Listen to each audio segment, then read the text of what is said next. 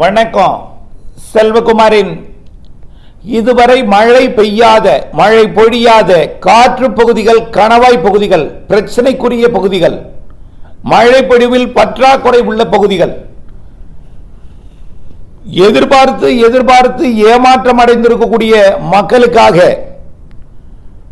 மழை பொழியும் பொழியும் பொழியும் என்று உறுதிபட அறிவித்துக் கொண்டிருந்த நிலையில் உங்களுக்கு எப்படிப்பட்ட மழை, என்றைக்கு மழை, எங்கே மழை, எப்பொழுது மழை எல்லாம் இந்த அறிக்கையில் சமர்ப்பிக்க இருக்கிறேன். இறுதி வரை கேட்டு பயன்பெறுக. அதிகாரப்பூர்வ வானிலை அறிக்கைக்கும் இந்திய வானிலை ஆராய்ச்சித்துறை அறிக்கையை பார்க்கவும்.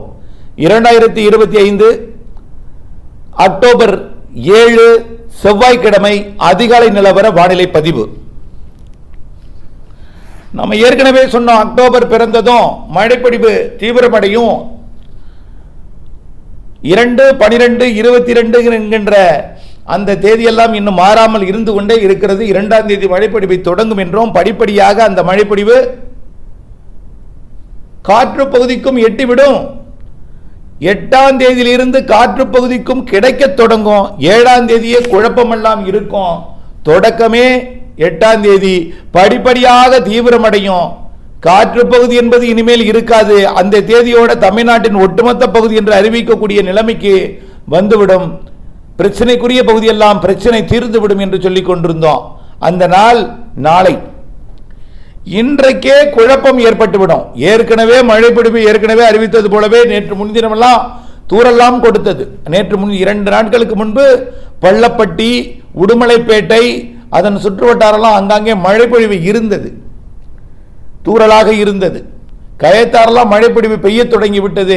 விருதுநகர் மாவட்டம் மற்றும் பிரச்சனைக்குரிய பெருநாளி உள்ளிட்ட ராமநாதபுரம், விருதுநகர், தூத்துக்குடி மாவட்டம் சந்திக்கும் இடத்திலெல்லாம் மழை பொழிந்திருக்கும். பொழியாவிட்டால் பொழிய போகிறது என்று நினைத்துக் கொள்ளுங்கள். ஒதுக்கி இருக்கும் இடத்திற்கெல்லாம் நாளையிலிருந்து மழை. இன்றைக்கே குழப்பம். குழப்பம் என்றால் மதியமே திண்டுக்கல் மாவட்டம்லாம் அன்றைக்கே மழைப்பொழிவு தொடங்கிவிட்டது. திண்டுக்கல்ல கிழக்கு பகுதி பழனி ஒட்டி வரல, அது கூட வந்து தொட்டு விட்டது, நெருங்கி விட்டது, பெய்ய தொடங்கிவிட்டது. இனிமேல் பிரச்சனையின் உச்சபட்சத்தில் இருக்கக்கூடிய தாராபுரத்திற்கும் நெகமத்திற்கும் இடைப்பட்ட குடிமங்கலம், பெரியப்பட்டி, பெதப்பம்பட்டி, அதேபோல கருமாபுரம், காட்டம்பட்டி, தாசநாயக்கம்பாளையம், அப்படியே குண்டடம், பல்லடம், ஒப்பார் அணைக்கட்டு பகுதி, வெள்ளக்கோயில் மற்றும் பல்லடம்,